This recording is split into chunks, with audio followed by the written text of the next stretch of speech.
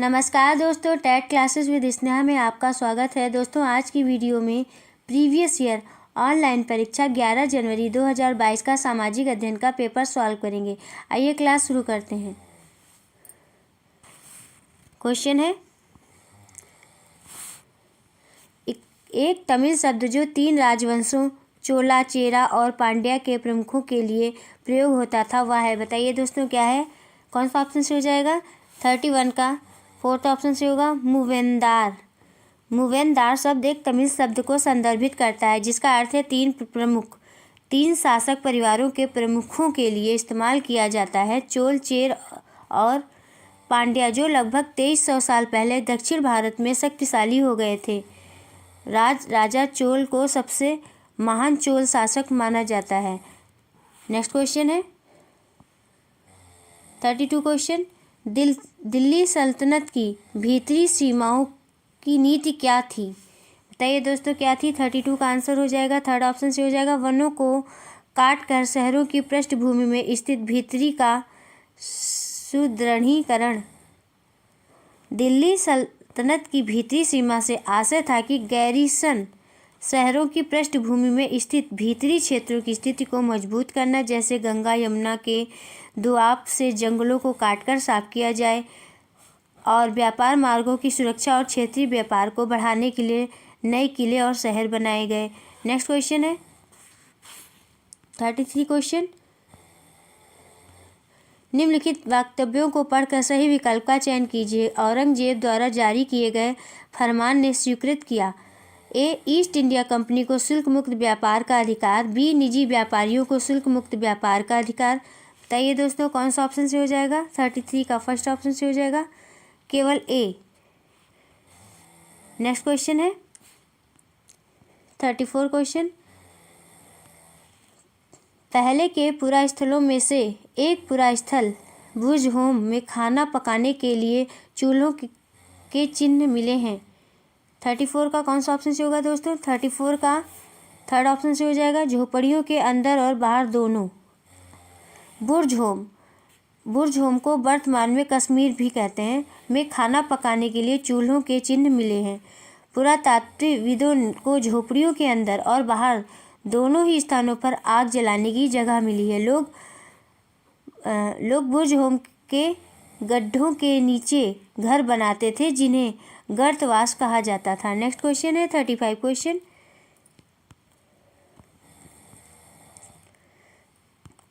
वे लोग जो मध्ययुगीन अदालतों में पांडुलिपियों की प्रतिकृति बनाते थे उन्हें क्या कहते थे।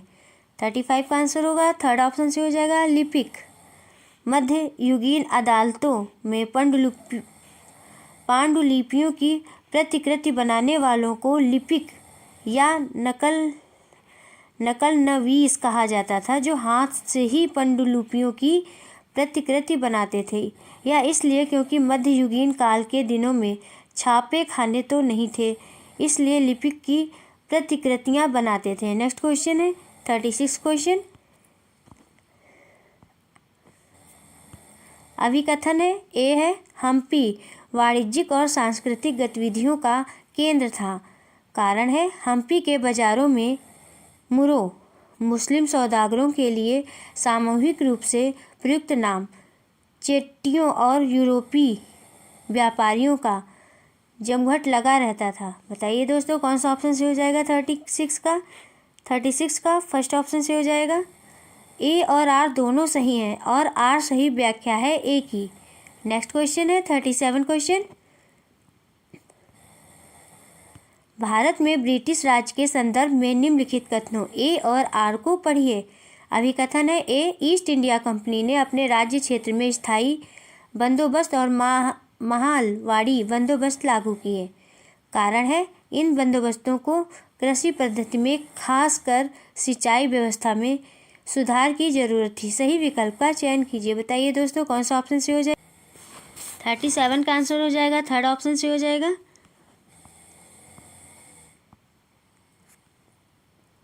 ए सही है, लेकिन आर गलत है।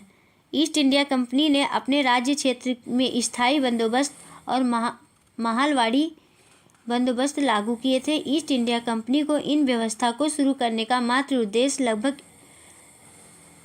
उद्देश्य लगान इकट्ठा करना था, पर आगे चलकर कुछ और महत्वपूर्ण उद्देश्य इन व्यवस्थाओं के साथ जुड़ गए, जैसे भारतीय कृषि को अंतर्राष्ट्रीय व्यापार से जोड़ना और कृषि का बाजारीकरण।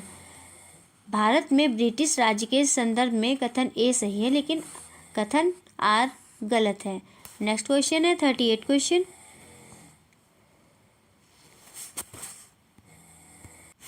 38 क्वेश्चन है, निम्नलिखित कथनों में से कौन सा कथन मध्य युगीन काल के दौरान अहोम के बारे में सही है? ए है, वह मौजूद वर्तमान म्यांमार से आए हुए प्रवासी हैं। बी, अहोम राज्य उनकी सेना के लिए स्वैच्छिक सेवा पर निर्भर था। और सी है, ग्रामीण समुदायों ने कृषकों को जमीन वितरण में निर्णायक भूमिका निभाई। सही विकल्प का चयन कीजिए। 38 का आंसर हो जाएगा, फोर्थ ऑप्शन से हो जाएगा ए और सी। अहोम लोग म्यांमार से 13वीं सदी में ब्रह्मपुत्र घाटी में आकर बस गए थे। ग्रामीण समुदाय ने कृषकों को जमीन वितरण में निर्णायक भूमिका निभाई और अहोम राज्य उनकी सेना के लिए स्वैच्छिक सेवा पर निर्भर नहीं थे, बल्कि सभी अहोम वयस्क पुरुष युद्ध के दौरान सेना में अपनी सेवा प्रदान करते थे। इसलिए कथन ए और सी सही है। नेक्स्ट क्वेश्चन है 39 क्वेश्चन। निम्न कथनों पर विचार कीजिए और सही विकल्प चुनें। ए है, पंडिता रामाबाई ने पूना में एक विधवा गृह की स्थापना की, जहां विधवा महिलाओं को पनाह दी जाती थी। बी है, पंडिता रामाबाई संस्कृत की प्रकांड विदुषी थी। और सी है, पंडिता रामाबाई ने निम्न जातियों की महिलाओं की दुर्दशा पर एक किताब लिखी थी। बताइए दोस्तों, कौन सा ऑप्शन से हो जाएगा? 39 का सेकंड ऑप्शन से हो जाएगा। ए एवं बी सही हैं। पंडिता रामाबाई संस्कृत की महान विद्वान थी। पंडिता रामाबाई ने पूना में एक विधवा गृह की स्थापना की, जहां ससुराल वालों के हाथों अत्याचार झेल रही महिलाओं को पनाह दी जाती थी। और पंडिता रामाबाई ने ऊंची जातियों की हिंदू महिलाओं की दुर्दशा पर एक किताब भी लिखी थी। और इसलिए विकल्प ए और बी पंडिता रामाबाई के बारे में सही कथन है। नेक्स्ट क्वेश्चन है 40 क्वेश्चन। निम्नलिखित में से किसने अपने लेखन द्वारा यह सिद्ध करने का प्रयास किया कि प्राचीन ग्रंथों में विधवाओं को जलाने की अनुमति कही गई है? विकल्प का चयन कीजिए। 40 का कौन सा ऑप्शन से होगा दोस्तों? 40 का थर्ड ऑप्शन से हो जाएगा, राजा राम मोहन राय। राजा राम मोहन राय संस्कृत, फारसी तथा अन्य कई भारतीय और यूरोपीय भाषाओं के अच्छे ज्ञाता थे। उन्होंने अपने लेखन के जरिए यह सिद्ध करने का प्रयास किया कि प्राचीन ग्रंथों में विधवाओं को जलाने की अनुमति कहीं नहीं दी गई है। सन 1829 में सती प्रथा पर पाबंदी लगा दी गई। राजा राम मोहन राय एक समाज सुधारक थे। उन्होंने कलकत्ता में ब्रह्म समाज के नाम से एक सुधारवादी संगठन बनाया था। नेक्स्ट क्वेश्चन है 41 क्वेश्चन। निम्नलिखित में से कौन से तरीके का प्रयोग 19वीं शताब्दी के सुधारकों ने समाज में फैली हानिकारक प्रथा को चुनौती देने के लिए किया? 41 का आंसर हो जाएगा, थर्ड ऑप्शन से हो जाएगा, प्राचीन धार्मिक ग्रंथों से ऐसे श्लोक या वाक्य संदर्भित करने का प्रयास करते थे जो उनकी सोच का समर्थन करते थे। नेक्स्ट क्वेश्चन है 42 क्वेश्चन। दादा भाई नौरोजी एक बहुत बड़े पब्लिसिस्ट थे। निम्न में से कौन सा पब्लिसिस्ट शब्द को सही से अभिव्यक्त करता है? 42 का आंसर हो जाएगा, सेकंड ऑप्शन से हो जाएगा, वह जो किसी विचार को विभिन्न माध्यम से प्रसारित करता हो। दादा भाई नौरोजी एक बहुत बड़े पब्लिसिस्ट थे। पब्लिसिस्ट शब्द वह होता है जो किसी विचार को विभिन्न माध्यम से प्रसारित करता हो, को अभिव्यक्त करता है। नेक्स्ट क्वेश्चन है 43 क्वेश्चन। 43 क्वेश्चन है, दो कॉलम सुमेल कीजिए जो विभिन्न घटनाओं संगठनों के निर्णय स्थापना एवं साल को दर्शा रहे हैं और सही विकल्प का चयन कीजिए। 43 का कौन सा ऑप्शन से होगा दोस्तों? ऑप्शन है 43 का थर्ड ऑप्शन से हो जाएगा।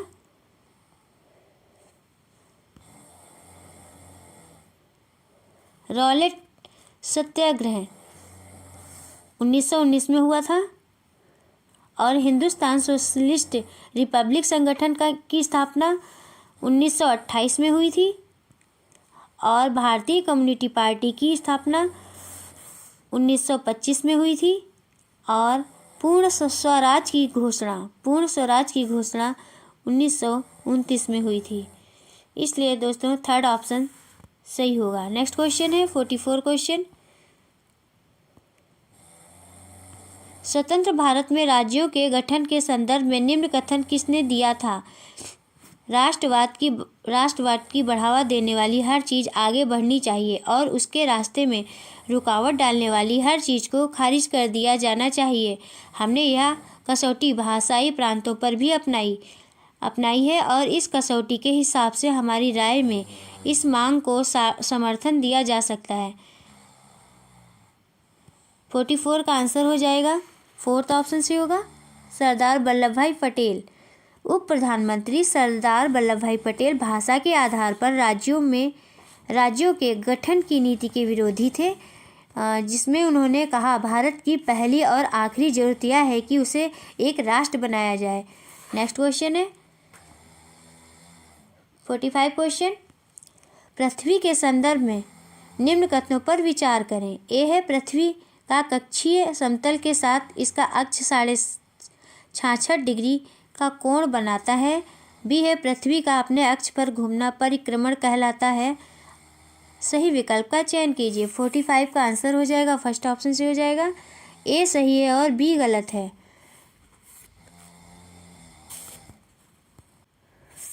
पृथ्वी का कक्षीय समतल के साथ इसका अक्ष 66.5 डिग्री का कोण बनाता है। पृथ्वी का अपने अक्ष पर घूमना घूर्णन कहलाता है।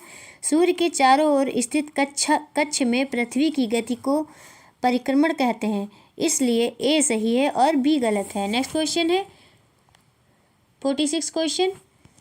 पृथ्वी अपने अक्ष पर 1 घंटे में कितनी डिग्री कोण घूमती है? बताइए दोस्तों, कितनी डिग्री कोण घूमती है? मोस्ट इम्पॉर्टेंट क्वेश्चन है।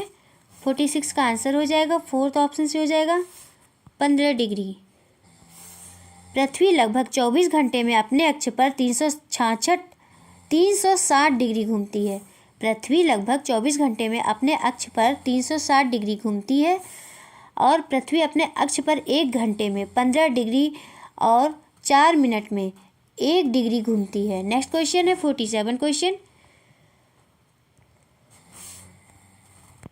47 क्वेश्चन है, निम्नलिखित कथनों ए, बी तथा सी पर देशांतरों व अक्षांशों के संदर्भ में विचार कीजिए तथा सही उत्तर का चयन कीजिए। ए है अक्षांश समांतर वृत्त होते हैं, बी देशांतर समांतर वृत्त होते हैं और सी है देशांतर अर्धवृत्त होते हैं। बताइए दोस्तों कौन सा ऑप्शन से हो जाएगा? 47 का सेकंड ऑप्शन से हो जाएगा, दोनों बी तथा सी सत्य है। देशांतर समांतर वृत्त होते हैं, देशांतर अर्धवृत्त होते हैं। देशांतर रेखाएं ध्रुवों की तरफ बढ़ने पर उनके बीच की दूरी घटती जाती है और ध्रुवों पर शून्य हो जाती है, इसलिए बी और सी कथन सत्य हैं। नेक्स्ट क्वेश्चन है 48 क्वेश्चन। निम्नलिखित कथनों ए, बी पर विचार कीजिए तथा सही विकल्प का चुनाव कीजिए। ए है अपने स्थान से ध्रुव तारे का कोण मापकर आप अपने स्थान का अक्षांश जान सकते हैं। बी है पृथ्वी पर किसी स्थान की स्थिति बताने के लिए उस स्थान के अक्षांश व देशांतर की जानकारी होने की आवश्यकता है। बताइए दोस्तों कौन सा ऑप्शन से हो जाएगा? 48 का सेकंड ऑप्शन से हो जाएगा। दोनों ए तथा बी सत्य हैं, किंतु बी ए की सही व्याख्या नहीं करता है। ध्रुव तारों से उत्तर दिशा का पता चलता है, जिससे अपने स्थान का अक्षांश जान सकते हैं। पृथ्वी पर किसी स्थान की स्थिति बताने के लिए उस स्थान के अक्षांश व देशांतर की जानकारी होने की आवश्यकता है। इसलिए ए और बी दोनों सत्य हैं। बी ए की सही व्याख्या नहीं करता है। नेक्स्ट क्वेश्चन है 49 क्वेश्चन। 49 क्वेश्चन है, निम्न में से कौन सा अलवण जल का स्रोत नहीं है? 49 का आंसर हो जाएगा, फर्स्ट ऑप्शन से हो जाएगा महासागर। नदियाँ, ताल, हिमनद अलवण के मुख्य स्रोत हैं और महासागर अलवण जल का स्रोत नहीं है। महासागरों और समुद्रों का जल लवणीय होता है। महासागरों में पाया जाने वाला नमक NaCl खाने में उपयोग किया जाता है। नेक्स्ट क्वेश्चन है 50 क्वेश्चन। निम्नलिखित कथनों ए, बी तथा सी को पढ़िए तथा उन कथनों का चयन कीजिए जो अंतर्जनित बलों के कार्य हैं। अंतर्जनित बलों के कार्य हैं। ए है, आज सुबह 6 बजे अफगानिस्तान में भूकंप आया था। बी, माउंट फ्यूजी लावा फेंका जा रहा है। सी है, हिमनद हिमोद ने जरमेट पर निक्षेपों के निशान छोड़े हैं। सही विकल्प का चयन कीजिए। 50 का आंसर हो जाएगा, फर्स्ट ऑप्शन से हो जाएगा केवल ए और बी। जो बल पृथ्वी के आंतरिक भाग में घटित होते हैं उन्हें अंतर्जनित बल एडोजेनिक फोर्स कहते हैं। अंतर्जनित बल कभी आकस्मिक गति उत्पन्न करते हैं तो कभी धीमी गति, जैसे कि भूकंप और ज्वालामुखी। नेक्स्ट क्वेश्चन है 51 क्वेश्चन। निम्नलिखित कथनों ए, बी तथा सी पर विचार कीजिए तथा सही विकल्प का चयन कीजिए। ए है, स्थलाकृतियाँ महाद्वीपों पर पाई जाती हैं, न कि महासागर की सतह पर। बी है, प्राकृतिक वातावरण से तात्पर्य पृथ्वी पर पाई जाने वाली केवल जीवीय परिस्थितियों से है। सी है, मानवीय वातावरण से तात्पर्य मनुष्य की परस्पर क्रियाओं, उनकी गतिविधियों एवं उनके द्वारा बनाई गई रचनाओं से है। बताइए दोस्तों कौन सा ऑप्शन से हो जाएगा? 51 का थर्ड ऑप्शन से हो जाएगा, केवल सी सही है। मानवीय वातावरण से तात्पर्य मनुष्य की परस्पर क्रियाओं, उनकी गतिविधियों और उनके द्वारा बनाई गई रचनाओं से है। नेक्स्ट क्वेश्चन है 52 क्वेश्चन। अभिकथन ए, उच्च ज्वार नौ संचालन में सहायक होता है। आर है, कारण है, उच्च ज्वार जल स्तर को तट की ऊंचाई तक पहुंचाते हैं जो जहाज को बंदरगाह तक पहुंचाने में सहायक होते हैं। निम्न में से सही कथन का चुनाव करें दोस्तों, कौन सा ऑप्शन से हो जाएगा? 52 का फर्स्ट ऑप्शन से हो जाएगा।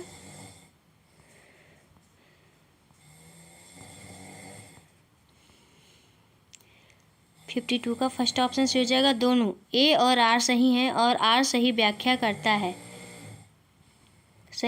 करता है ए की। जब पृथ्वी का जल चंद्रमा के निकट होता है उस समय चंद्रमा के गुरुत्वाकर्षण बल से जल अभिकर्षित होता है, जिसके कारण उच्च ज्वार आते हैं। पूर्णिमा और अमावस्या के दिनों में सूर्य, चंद्रमा और पृथ्वी तीनों एक सीध में होते हैं। इस समय सबसे ऊंचे ज्वार उठते हैं। उच्च ज्वार नौ संचालन में सहायक होता है। उच्च ज्वार जल स्तर को तट की ऊंचाई तक पहुंचाते हैं जो जहाज को बंदरगाह तक पहुंचाने में सहायक होते हैं। उच्च ज्वार मछली पकड़ने में भी मदद करते हैं। नेक्स्ट क्वेश्चन है 53 क्वेश्चन। जैसे जैसे हम वायुमंडल की परतों में ऊपर जाते हैं, बताइए दोस्तों कौन सा ऑप्शन से हो जाएगा? क्या होता है? 53 का फोर्थ ऑप्शन से हो जाएगा। दबाव कम होता जाता है लेकिन तापमान में परिवर्तन होता रहता है।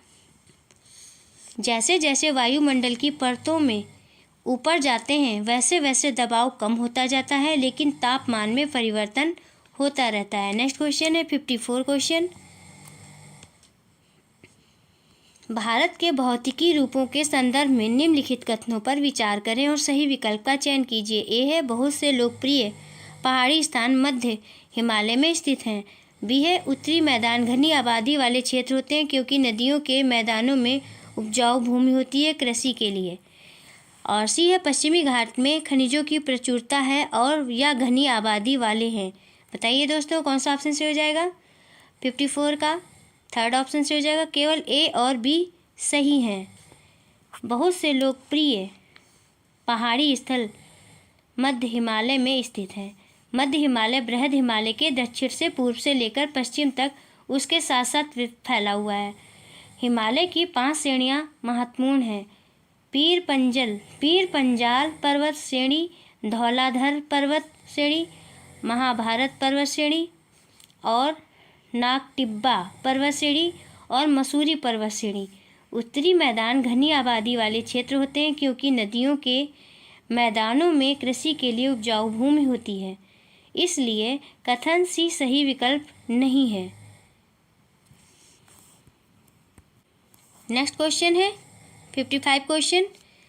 लद्दाख में पाया गया यूरेनियम किस तरह का संसाधन है? बताइए दोस्तों किस तरह का संसाधन है? 55 का आंसर हो जाएगा सेकंड ऑप्शन से होगा संभाव्य।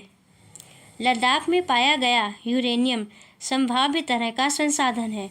यूरेनियम संसाधन जिनकी मात्रा ज्ञात नहीं है, पता नहीं है, इसलिए वर्तमान में उपयोग नहीं किया जाता है, लेकिन इन संसाधनों का उपयोग भविष्य में किया जा सकता है। नेक्स्ट क्वेश्चन है 56 क्वेश्चन।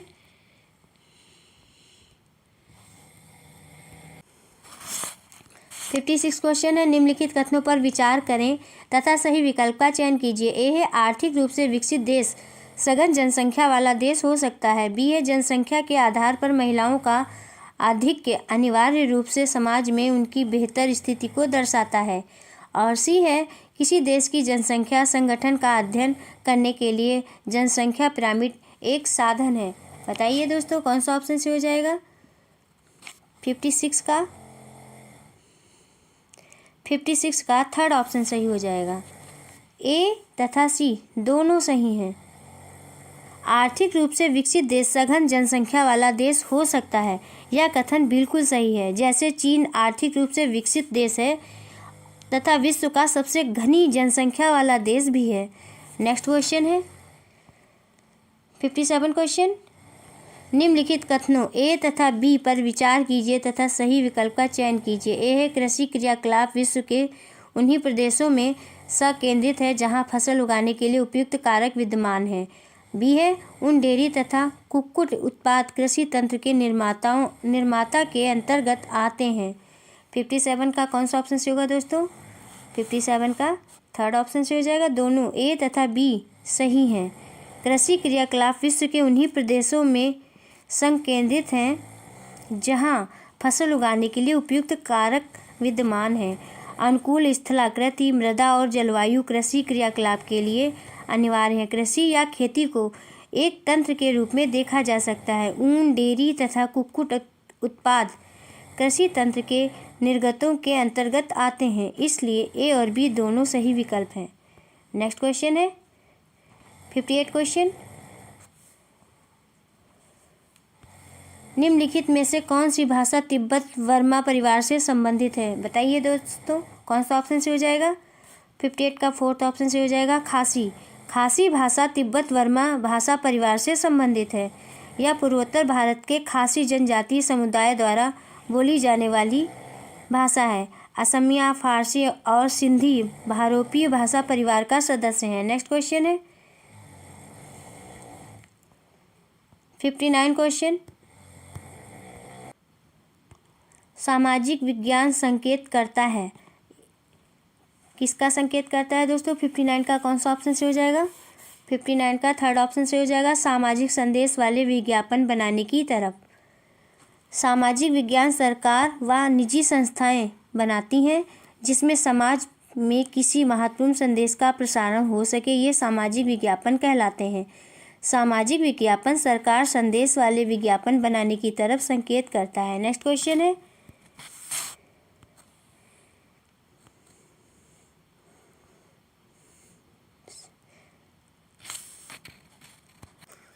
60 क्वेश्चन है। निम्नलिखित कथनों ए तथा बी पर विचार कीजिए तथा दिए गए विकल्पों में से सही विकल्प का चयन कीजिए।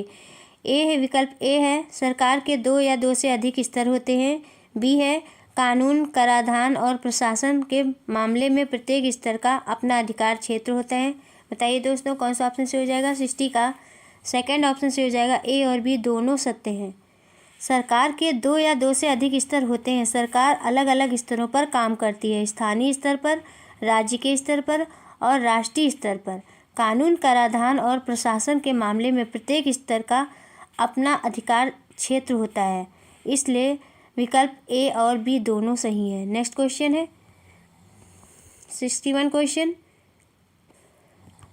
निम्नलिखित में से कौन से कर भारत में स्थानीय सरकार के प्रशासनिक अंगों द्वारा एकत्रित किया जाता है।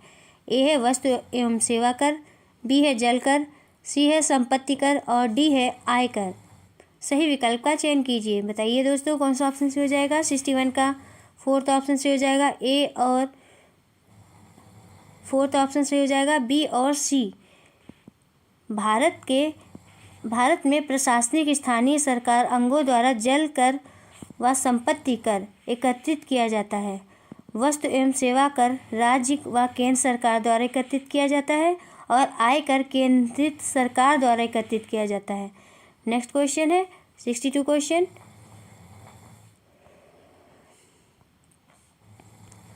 ए और आर कथनों को पढ़िए तथा सही विकल्प का चयन कीजिए। ए है साप्ताहिक बाजारों में सामान सस्ता होता है। आर है साप्ताहिक बाजार में ज़्यादातर दुकानें एक जैसा सामान बेचती हैं, अतः ज़्यादा प्रतिस्पर्धा होती है। बताइए दोस्तों कौन सा ऑप्शन से हो जाएगा। 62 का फर्स्ट ऑप्शन से हो जाएगा। ए और आर दोनों सही हैं तथा आर सही व्याख्या करता है ए की। नेक्स्ट क्वेश्चन है 63 क्वेश्चन। ए और आर कथनों को पढ़िए तथा सही विकल्प का चयन कीजिए। ए है पक्की दुकानों में बेचे जाने वाले सामान आमतौर पर साप्ताहिक बाजारों में बेचे जाने वाले सामान से महंगा होता है। आर है पक्की दुकान को कई तरह के खर्चे जोड़ने होते हैं, दुकानों के लिए किराए, बिजली के बिल, कर्मचारियों की तनख्वाह के रूप में। सही विकल्प का चयन कीजिए। बताइए दोस्तों कौन सा विकल्प सही होगा। 63 का फर्स्ट विकल्प सही हो जाएगा। ए और आर दोनों सही हैं तथा आर सही व्याख्या करता है ए की। नेक्स्ट क्वेश्चन है 64 क्वेश्चन। ए और आर कथनों को पढ़िए तथा सही विकल्प का चयन कीजिए। ए है लोकतांत्रिक सरकारों को प्रायः प्रतिनिधि लोकतंत्र भी कहा जाता है। आर है सरकार में लोग सीधे भाग नहीं लेते हैं बल्कि चुनाव की प्रक्रिया के द्वारा अपने प्रतिनिधि को चुनते हैं। सही विकल्प का चयन कीजिए। 64 का कौन सा ऑप्शन से हो जाएगा दोस्तों। फर्स्ट ऑप्शन से हो जाएगा। ए और आर दोनों सही हैं तथा आर सही व्याख्या करता है ए की। लोकतांत्रिक सरकारों को प्रतिनिधि लोकतंत्र भी कहा जाता है। सरकार में लोग सीधे भाग नहीं लेते हैं बल्कि चुनाव की प्रक्रिया के द्वारा अपने प्रतिनिधि को चुनते हैं, इसलिए ए और आर दोनों सही हैं। आर सही व्याख्या करता है ए की। नेक्स्ट क्वेश्चन है 65 क्वेश्चन। लता सुबह के 5 बजे चाय बेचती है। वह बहुत दूर स्थित कुएं से पानी भरने लाने जाती है। घर पहुंचने के बाद वह खाना बनाती है, कपड़े धोती है, घर की सफाई करती है, झाड़ू पोछा करती है और उसके बाद वह अपनी चाय की दुकान के लिए सामान खरीदने जाती है। इन सबको इकट्ठा उल्लेखित किया जा सकता है। बताइए दोस्तों कौन सा ऑप्शन से हो जाएगा। सेकंड ऑप्शन से हो जाएगा। दोहरे बोझ के जैसे घर के अंदर और बाहर जाकर महिलाएं काम करती हैं, जिससे प्रायः महिलाओं के काम को दोहरी बोझ के रूप में जाना जाता है। जहां औरतें बाहर जाकर काम करती हैं, कमाती हैं, वहीं घर जाकर घर का सारा काम महिलाओं को ही करना पड़ता है। नेक्स्ट क्वेश्चन है 66 क्वेश्चन।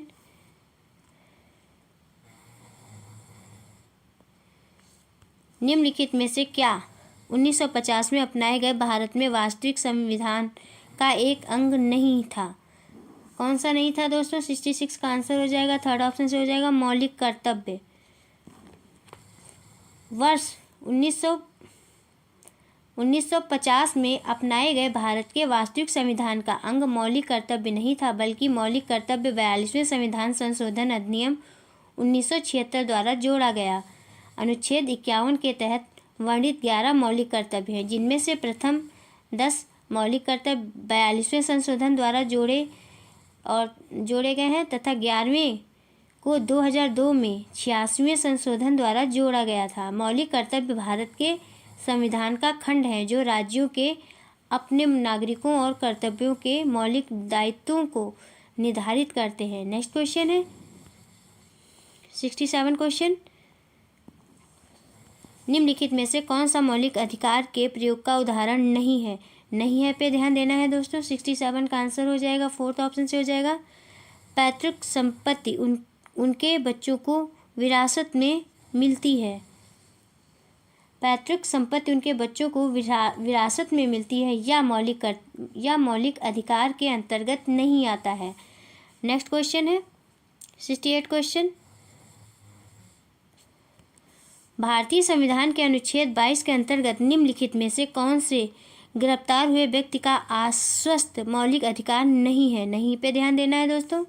यह है गिरफ्तारी के समय व्यक्ति को यह जानने का अधिकार है कि गिरफ्तारी किस कारण से की जा रही है।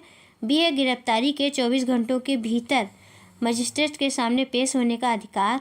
सी है पुलिस हिरासत में दिए गए इकबालिया बयान को अभिलिखित करने की ज़रूरत है और इसका इस्तेमाल आरोपी के विरुद्ध सबूत के तौर पर किया जा सकता है। 15 साल से कम उम्र के बालक और किसी भी महिलाओं को केवल सवाल पूछने के लिए थाने में नहीं बुलाया जा सकता। सही विकल्प का चयन कीजिए। विकल्प है, बताइए दोस्तों कौन सा ऑप्शन से हो जाएगा? 68 का फर्स्ट ऑप्शन से हो जाएगा। ए, बी और सी मौलिक अधिकार के अनुच्छेद 22 गिरफ्तार या हिरासत में लिए गए व्यक्तियों को सुरक्षा प्रदान करता है, जिसमें गिरफ्तारी के समय व्यक्ति को यह जानने का अधिकार होता है कि गिरफ्तारी किस कारण से की जा रही है। गिरफ्तारी के 24 घंटे के भीतर मजिस्ट्रेट के सामने पेश होने का अधिकार। 15 साल से कम उम्र के बालक और किसी भी महिला को केवल सवाल पूछने के लिए थाने में नहीं बुलाया जा सकता। इसलिए विकल्प ए, बी, डी सही है। ए, बी, सी सही है दोस्तों। विकल्प ए, बी और डी सही है, गलती से ए हो गया है। नेक्स्ट क्वेश्चन है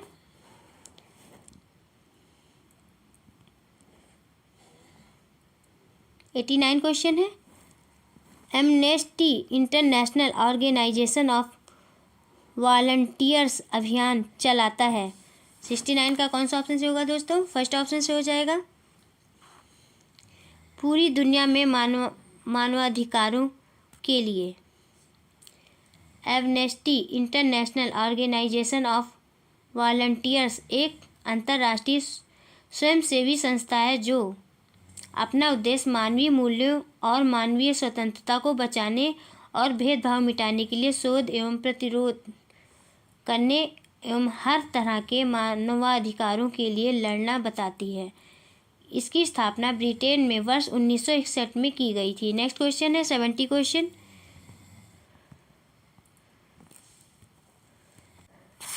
70 क्वेश्चन है, घेटोआइजेशन शब्द आमतौर पर निम्नलिखित में से कौन से इलाकों क्षेत्रों को दर्शाता है? 70 का आंसर हो जाएगा, फर्स्ट ऑप्शन से हो जाएगा इलाका ए, जहां एक समुदाय के लोग निवासी अपनी जान के भय के चलते एक साथ रहते हैं। 70 का आंसर हो जाएगा, फर्स्ट ऑप्शन से हो जाएगा। घेटोआइजेशन किसी भी अल्पसंख्यक जाति या समुदाय को बाकी समुदायों या जातियों से अलग करता है। ऐसे समुदायों या जातियों के लिए शहर या गांव के किसी भी कोने में एक अलग स्थान में रहने की व्यवस्था की जाती है, जहां एक समुदाय के लोग अपनी जान के भय के चलते एक साथ रहते हैं। नेक्स्ट क्वेश्चन है 71 क्वेश्चन। निम्नलिखित गतिविधियों में से कौन सी इतिहास में समीक्षात्मक चिंतन के विकास में सहायक होगी? ए है घटनाओं को तथ्यों और सबूतों के आधार पर जांचना, वाद विवाद और चर्चा के माध्यम से विषयों की दृष्टिकोण विकसित करना, वाद विवाद और चर्चा के माध्यम से विषयों पर दृष्टिकोण विकसित करना। सी है किसी विशेष इतिहासकार के विचारों के आधार पर घटनाओं के बारे में सीखना। डी है इंटरनेट पर वीडियो देखना। बताइए दोस्तों कौन सा ऑप्शन से होगा? 71 का फर्स्ट ऑप्शन से हो जाएगा, केवल ए और बी।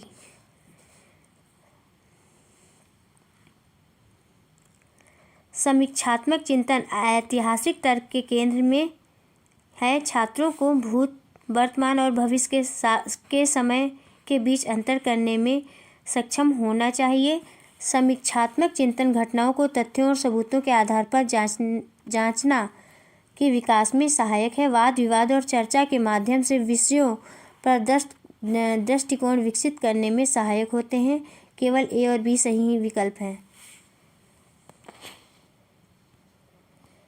नेक्स्ट क्वेश्चन है 72 क्वेश्चन।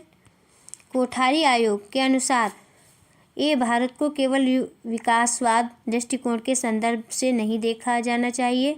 बी है इस उपागम में समस्या यह है कि इसमें निर्धनता, निरक्षरता और जातिवाद को राष्ट्र के विकास में बाधक माना गया है तथा इसमें जेंडर संबंधी मुद्दे भी उपेक्षित रहे हैं। सही विकल्प का चयन कीजिए। 72 का कौन सा ऑप्शन से होगा दोस्तों? 72 का थर्ड ऑप्शन से हो जाएगा। दोनों ए तथा बी सही हैं।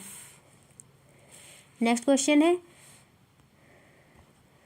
73 क्वेश्चन। एक शिक्षिका अपने विद्यार्थियों से भारतीय मीडिया में महिलाओं का चित्रण विषय पर बातचीत करना चाहती है। निम्न में से कौन सी युक्ति सबसे अधिक उपयुक्त रहेगी? ए कई समाचार पत्रों के विज्ञापनों पर चर्चा करना, बी एक स्थानीय नेता का साक्षात्कार लेना, सी कोलाज बनाना और कक्षा में उसे प्रदर्शित करना।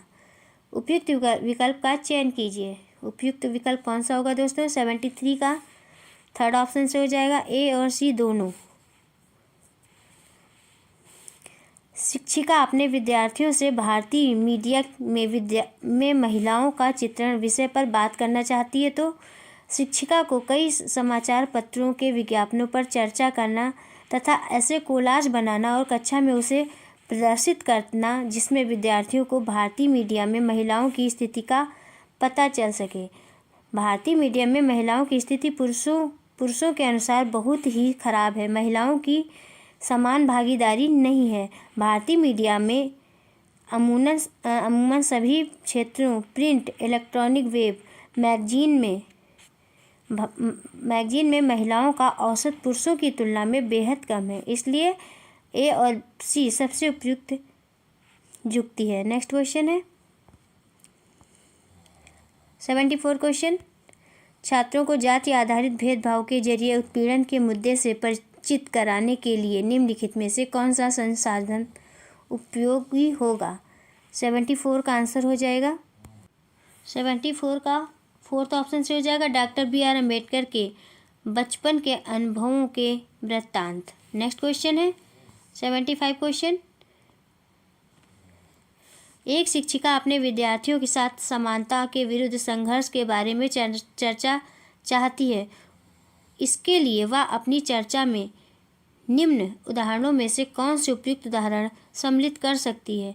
ए रोजा पार्क की कहानी, बी है जानने का हक गीत विजय महाजन द्वारा लिखित है, सी है तवा मत्स्य संघ की एक रैली, डी है शिक्षार्थी के जीवन के कोई उदाहरण। उपयुक्त विकल्प का चुनाव कीजिए।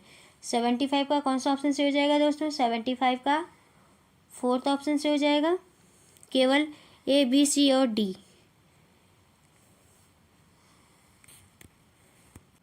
नेक्स्ट क्वेश्चन है 76 क्वेश्चन। प्रदीप्त वृत्त की अवधारणा पर शिक्षण प्रक्रिया शुरू करने से पहले निम्नलिखित में से कौन सी अवधारणा को समझना आवश्यक है? ए कक्षीय समतल, बी है पृथ्वी का अक्ष, सी है पृथ्वी का घूर्णन, डी है पृथ्वी की गोलाकार आकृति। सही विकल्प का चुनाव कीजिए। 76 का आंसर हो जाएगा थर्ड ऑप्शन से हो जाएगा, सी और डी। ग्लोब का वह भाग जो दिन तथा रात को विभाजित करता है उसे प्रदीप्त वृत्त कहते हैं। प्रदीप्त वृत्त की अवधारणा को शुरू करने से पहले पृथ्वी का घूर्णन और पृथ्वी की गोलाकार आकृति की अवधारणा को समझाना आवश्यक है। नेक्स्ट क्वेश्चन है 77 क्वेश्चन।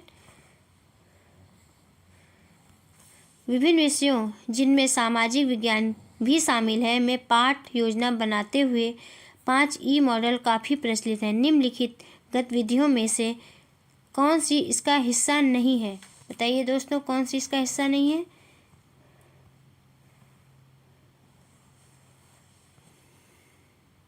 सेवेंटी सेवन का कौन सा ऑप्शन से होगा दोस्तों? 77 का 4th ऑप्शन से हो जाएगा इंटरटेनमेंट। पाठ योजना बनाते हुए 5E मॉडल रचनात्मक दृष्टिकोण पर आधारित है। 5E मॉडल छात्रों और शिक्षकों को सामान्य गतिविधियों का अनुभव कराने, पूर्व ज्ञान और अनुभव का उपयोग करने और निर्माण करने, अर्थ का निर्माण करने और एक अवधारणा की उनकी समझ का लगातार आकलन करने की अनुमति देता है। पाठ योजना बनाते हुए 5E मॉडल इस प्रकार है। यह है व्यस्त रखना, खोजना, समझाना, विस्तार से बताना, मूल्यांकन करना और इंटरटेनमेंट 5E मॉडल का हिस्सा नहीं है। नेक्स्ट क्वेश्चन है 78 क्वेश्चन। 78 क्वेश्चन है भूगोल की एक शिक्षिका अपनी कक्षा में प्राकृतिक वनस्पतियों के बारे में पढ़ाना चाहती है। अपनी कक्षा में इस विषय के लिए एक उपयुक्त सत्र हेतु वह निम्न में से क्या योजना बना सकती है? ए है विभिन्न वृक्षों के चित्र लाना, बी है विद्यार्थियों को नरम काष्ठ से बनी कुछ चीज़ें लाने को कहना, सी है विभिन्न वनों व उनमें पाई जाने वाली वनस्पतियों की विशेषताओं और तुलनाओं को दर्शाता चार्ट लाना, और डी है जलवायु का वनस्पति की प्रकृति पर प्रभाव की चर्चा करना। उपयुक्त विकल्प का चयन कीजिए। बताइए दोस्तों, कौन सा ऑप्शन से हो जाएगा? 78 का 4th ऑप्शन से हो जाएगा। ए, बी, सी तथा डी सभी। नेक्स्ट क्वेश्चन है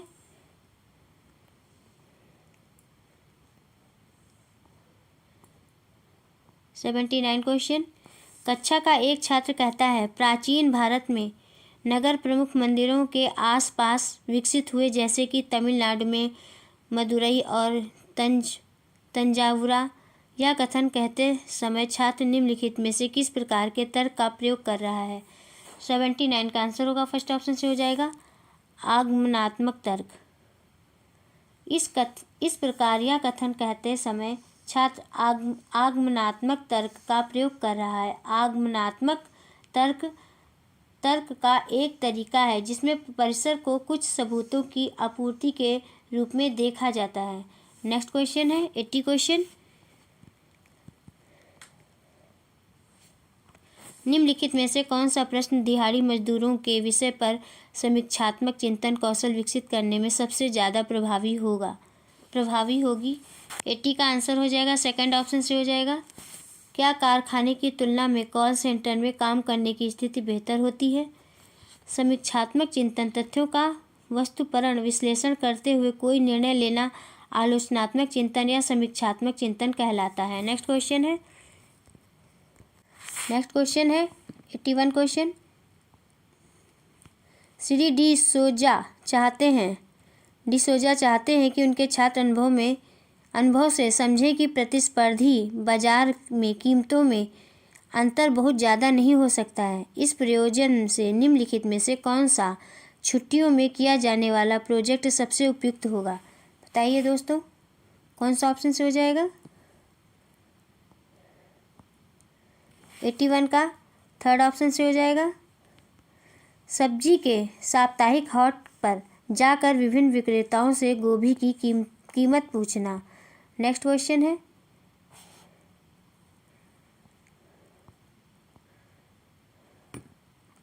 82 क्वेश्चन। सामाजिक विज्ञान शिक्षण में आने वाली समस्याओं के बारे में दिए गए निम्नलिखित कथनों को पढ़ें तथा सही विकल्प चुनें।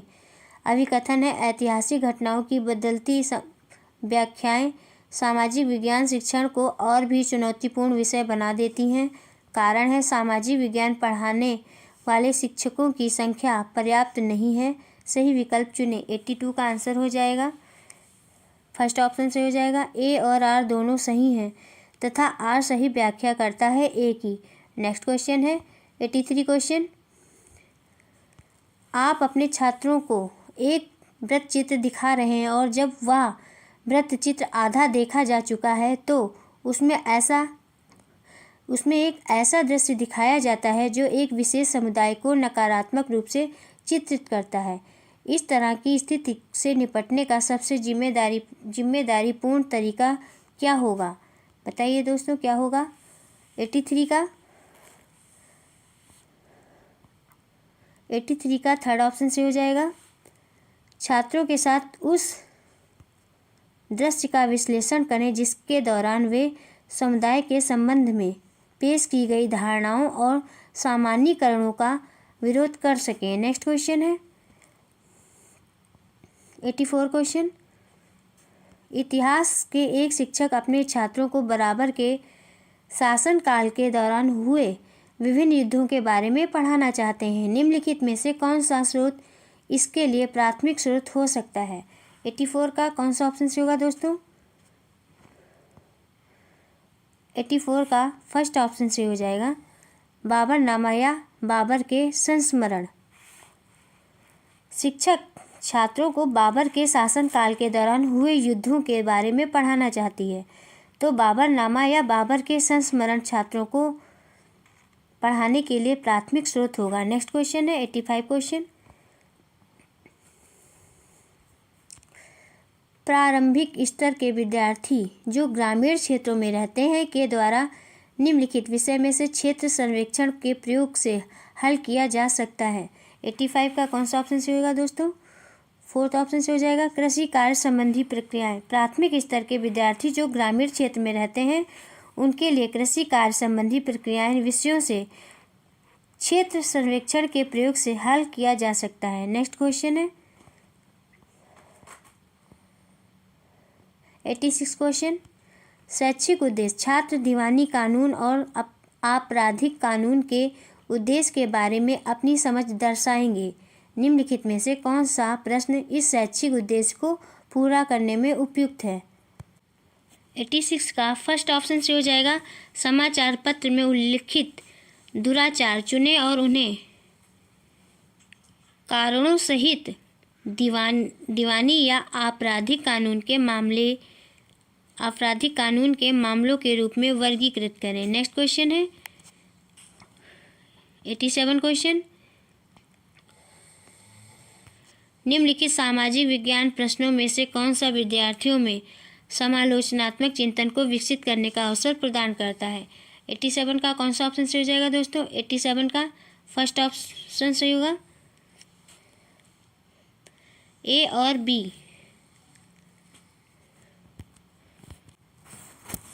88 क्वेश्चन है। कक्षा 6 के छात्रों को भारत में वन्य जीवों के संरक्षण पर प्रोजेक्ट बनाने को कहा जाता है। निम्नलिखित में से कौन सा विकल्प इस प्रोजेक्ट के योगात्मक आकलन के लिए सबसे प्रभावी तरीका है? ऑप्शन है, बताइए दोस्तों कौन सा ऑप्शन से हो जाएगा? 88 का फोर्थ ऑप्शन से हो जाएगा प्रोजेक्ट बनाने से संबंधित मानदंडों पर दिशा निर्देश।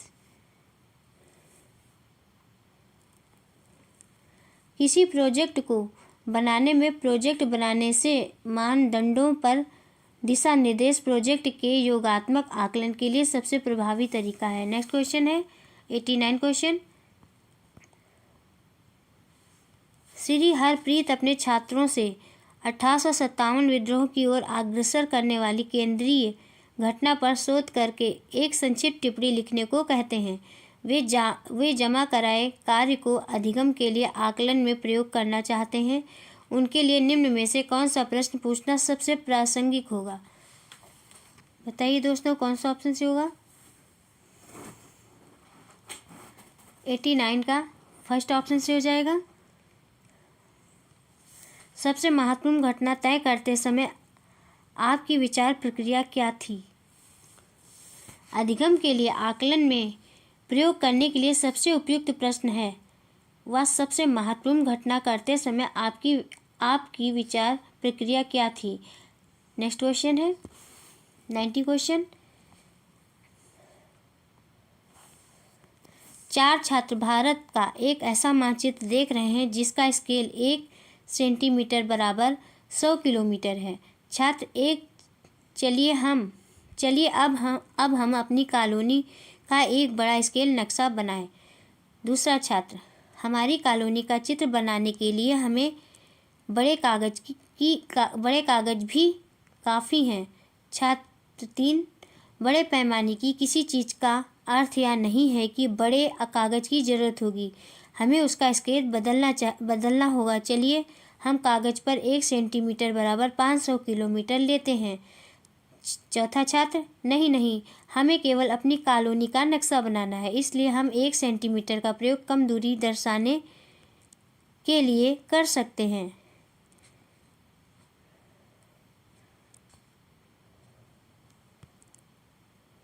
चारों छात्रों को सैद्धांतिक स्पष्टता के आधार पर बढ़ते क्रम में लिखें, अर्थात निम्न स्तरीय स्पष्टता से उच्च स्तरीय तक। कौन सा ऑप्शन से होगा दोस्तों? 90 का थर्ड ऑप्शन से हो जाएगा।